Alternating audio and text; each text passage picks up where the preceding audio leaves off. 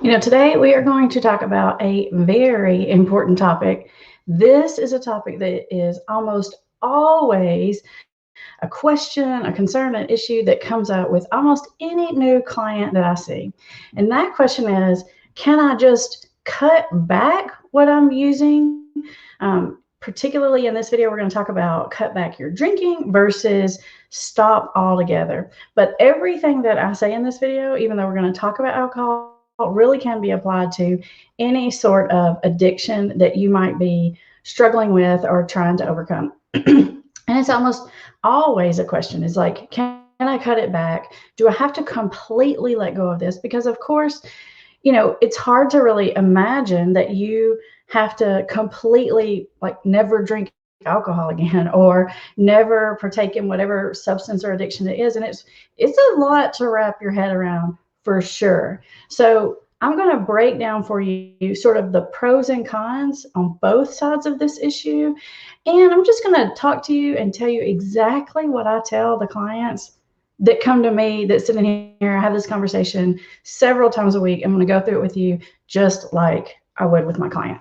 So if you're new here, welcome to Put the Shovel Down. I'm Amber Hollingsworth. This channel is dedicated to helping you understand the science and psychology of addiction. I've been treating people and families with addictions since 2004. I've been doing it for a long, long time.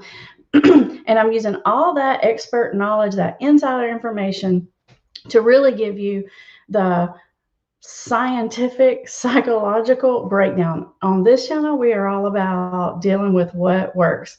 We don't spend a lot of time talking about what's fair, what should be, what ought to be. We talk about what works. So that absolutely applies to this conversation, which is, should I cut back or should I stop altogether? Now, like I said earlier, it is very, very natural for people to want to cut back because obviously if you're overusing a substance, you like it, right? And you want to keep it in your life and you don't want to let it go totally.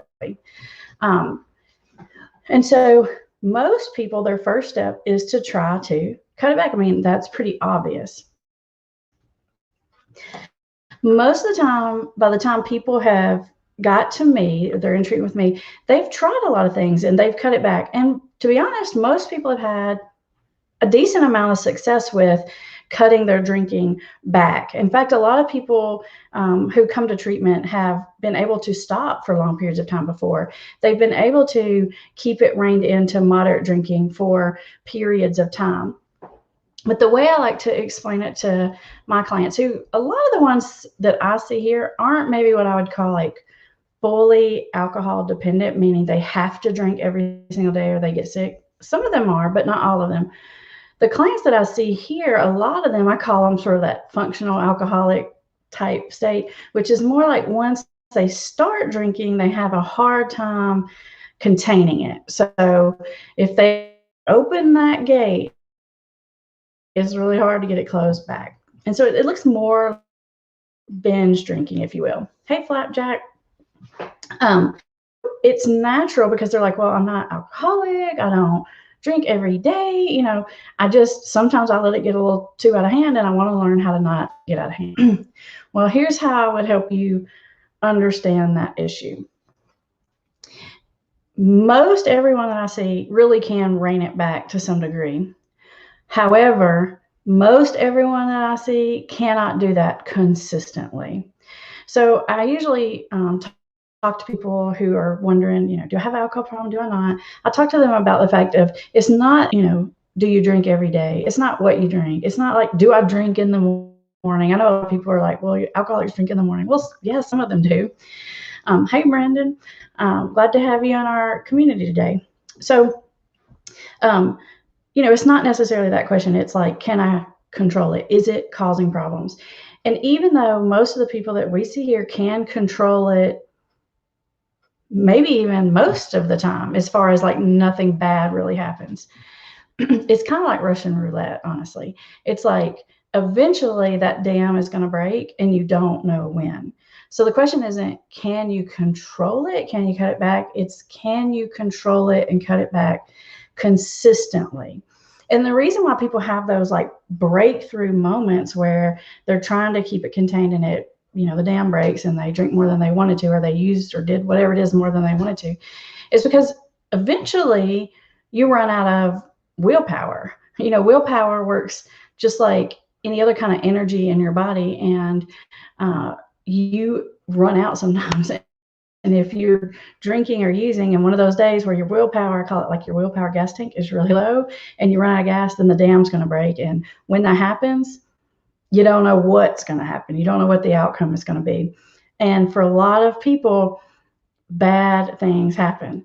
They get DUIs, they embarrass themselves, they drunk call their ex, they get on Facebook and make a bunch of comments or say some things that they wish they wouldn't have. All of these things that you just really regret and wish you could take back. So let's explore the idea of cutting it back.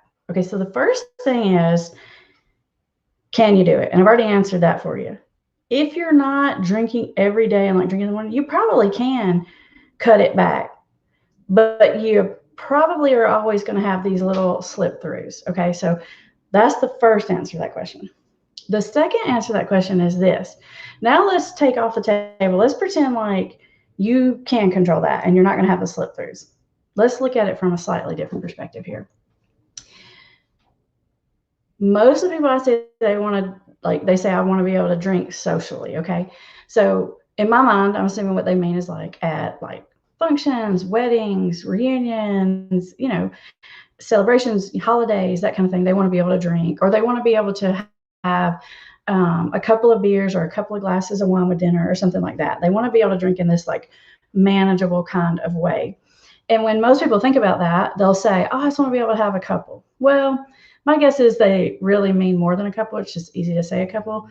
So let's say they really, even though they say a couple, let's say they really mean 4, okay? Just because I almost always do that little math multiplication table there. So let's say they really want to be able to just have 3 or 4 drinks of whatever it is. One question I ask my clients is, what's that going to do for you? What's your tolerance level? Like, what does it take to even get you even a little bit of a buzz? Is that really even going to be fun? Is it going to be helpful?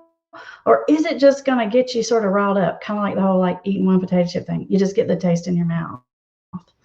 And so that's one question I really encourage you to ask is, if you really and truly think about drinking manageably or drinking socially, let's say you can do it. Think about it in reality. Do you really want to do it? Is it really fun? Because a lot of people I see don't even drink socially now, because even though they're drinking problematically, because they know that they drink differently than other people, and they want those other people to see them drink. Or the ones that do drink socially, there's like part of the picture that they let other people see. So they let other people see that they're drinking, but there's other drinking that's going on behind the scenes that you're not letting everyone see. And so drinking socially and keeping drinking under control takes a lot of energy and focus and willpower. And if your tolerance is already really high, it probably doesn't give you a lot of effect. And so a lot of clients end up figuring out it's not even worth it. Like drinking like that, drinking like a normal person, I don't even like to drink like that. And so some people decide that they want to let go of it just for a reason. Let's look at another reason and another sort of line of thinking about, well, I want to be able to drink. And the thing of it is, here's what I tell people, and this, I know this is going to like probably bother you, but you probably really don't taste. Think about the first time you tasted alcohol. It didn't taste good.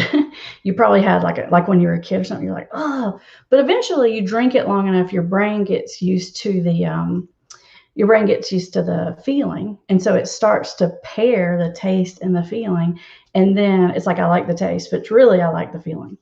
So like, for example, when I was pregnant with my son, I drank a lot of Diet Pepsi. Wait, can you see it? Diet Pepsi. And when I was pregnant with my son, I thought I was going to not drink all that caffeine because I didn't mean to do that. And so at first I tried to just drink like caffeine free. Now I know caffeine probably doesn't even have a taste, but it's just not the same. Like it doesn't taste the same. It doesn't do the same. It's like you would think just drink the caffeine free because you just like the way it tastes, but it didn't work for me. It was like, no, I had to have the real thing or none at all because the caffeine, it just, it's like it's like your brain wants to be like, it is the same, it tastes the same, but when it doesn't give you that same effect, you don't like it the same. So some of my clients find that that's an issue for them. Now, a lot of people want to drink non-alcoholic beer. That's a thing that comes up. And I've had mixed reviews on that as far as like what people tell me as far as, is it helpful or is it not? In some ways it's a trigger because it looks like beer, smells like beer, feels like it in your hand, sounds like it when you open it up. It's really hitting all of your senses. And the more senses that you hit that are a reminder of the substance, the more triggered you can become. So it's definitely high risk because it basically makes your brain think that you're going to get the alcohol, and when the alcohol doesn't come, that can cause craving. So that's one way to look at drinking non-alcoholic beer. The other way to look at it is a lot of people really do. It makes them feel better just to be able to sort of walk around the event or the ball game, the football game, or whatever it is, and just have that in their hand. It just helps them feel like their regular self and like a part of the crowd. So I'm not really anti doing that at all. I just want you to know the risk, the pros and cons of doing that. So this idea of cutting back, I'll tell you that in the end, about 98% of the people, and I'm making that number up, I haven't really ran a study, but that's a pretty close guesstimate, of the people that come see me end up deciding that doesn't work for them for any of those reasons that we just said. Either because they can do it, but they can't do it consistently, and when it falls apart, things get really bad, or because they don't even like to drink just a little. I mean, why do that? It just like makes you more thirsty, right? Makes you crave. And then lastly, if they're drinking for the taste, they may find that, again, that drinking that in that just 1 or 2 level is not the way that they want to drink. And a lot of the reason why that is because as you've used a substance over a period of time, your brain adjusts to that substance. So this gets into like complicated brain neurobiology stuff, but basically it's like your brain builds more receptor sites for that substance. So the more and the longer you use, the more and longer you need.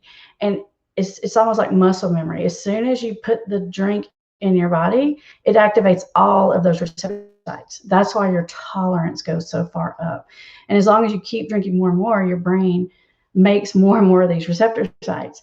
And just like you never forget how to learn a bike, you never forget how to ride a bike, you never forget how to swim, your brain immediately thinks if you put alcohol in, that you're going to put the regular amount of alcohol in. And so it activates all of those, I call them like monster mouths in your brain, all those little receptor sites and your tolerance, and it makes you just want more. So that's really the question is it worth it? How much energy and time do you have to put in it? I have a client I've been working with recently, and he was talking about like he does this thing where he like goes to the event and he's like, well, it's going to be 4 hours. And he does like this alcohol math, right? So he's like calculating how much he can have and how long he needs to wait in between. And he's going to this event and he's going to put this many in the cooler and not more. And I'm like, dude, that's a lot of energy. How much of your mental energy are you using at the event, the holiday, the beach, the wedding, whatever it is? Are you like counting drinks, counting how many drinks you've had, counting how many drinks other people have had? You're literally doing like crazy body chemistry formulas or something to figure out alcohol levels. I'm like, that's just a lot of energy. And is it really fun? And does it really do anything to have 1 or 2? Those are the questions that you should ask yourself. And I'm not saying that everyone has to quit totally. I think that this is a personal question. I think everyone has to figure this out for themselves. I'm just telling you, like, this is the conclusion that most of the people that I see end up coming to on their own, trial and error, figuring out what works for them. Because once you decide you don't drink, and it's just not a thing for you anymore. You don't do this, should I, shouldn't I? How much should I have? How many are other people drinking? How many has my wife seen me have? You can sort of let go of all that, and it makes it actually a lot easier, because that trying to manage it thing, that's rough. That wears you out, and eventually you run out of energy, and that's when the dam breaks. I'd love to know from you guys, what's your experience with doing this? Have you tried to cut it back? What's been helpful? What hasn't? How's that work for you? Let's see. Brandon says, I am an addict, not an alcoholic. Same thing though, Brandon. You can literally erase the word alcohol and fill in the blank with whatever your word is. This is the same process with pretty much any of the addictions. LW says, my BF, I'm guessing that's boyfriend or best friend, told me at one point that his therapist told him he could try to drinking in moderation. I did not believe that she told him that at the time, because it was insane to me that she would say that after he had, I'm guessing there's more to that. I have told plenty of clients, not that, I think that that's what they should do and that's going to work. But I do talk to my clients about, I'll say, this is what a lot of my clients find, but you got to figure that out. And as a counselor, you know that people have to go through that stage. And if as a counselor, I just come in there and I say, you can't do that, that's not going to work. All I did was disrupt my relationship with this person. And they're either not going to come back and see me, or they're going to come back and see me, but they're not going to tell me the truth. And so then I haven't done any good with my clients. So I know that seems weird. And it's not, a lot of times I'll tell a client that when I know, like sometimes I know for sure that's not going to work. But you have to let people figure that out for themselves. And if you give people the space in the room to figure that out, they'll do it faster, actually. If I try to tell them not to, then it actually prolongs it, because then they start sneaking and it just drags it out longer, honestly. Let's see. Hollow Street says, thank you for wonderful videos. I recently became part of a relationship with someone who's battling addiction. He was clean when I met him, but relapsed shortly after. Ooh, that's rough, because when you met that person and you met the clean version and now you got the addictive version, and you probably feel like, I don't even know this person, because it's two separate people, right? It's like the person in recovery is very, very different than the person when they're in active addiction. It literally is like completely different people. LW says, been through bad DTs and ended up in the ICU. Now maybe I think she did say this would make him feel like he had some control and could find himself that it didn't work. Yeah. Unfortunately, it's just not something that even as an addiction counselor, we can make people like not do. And I don't even try to make people not do. I say, what do you think is a reasonable amount? I'll have them tell me. They might tell me, I think I just want to drink 3 pints a day. I said, I think that's good. Let's write that down. Because if they're really, truly alcoholic, they won't stay at 3 pints a day. So I'm like, you just tell me whatever it is, your amount. What do you think is reasonable? You want to drink on certain days, on certain occasions. You want to drink a certain amount. You want to drink beer, not liquor, whatever these things are that people have to try. You really do need to let people go through it, even if you feel like it's not going to work, because it helps them to figure out what's going to work for them and what's not. Thank you, everyone who joined us. This is a very important topic. And if you're watching us on the replay, feel free to share with us some about your experience in the comments. And I am going to link up here for you my playlist, actual real life diagnostic criteria for alcohol use disorder, and give you a system for how you can rate how severe that is. It might be another thing that helps you figure out, can I control it? Can I cut it back? Or do I have to stop completely? Okay, see you next time.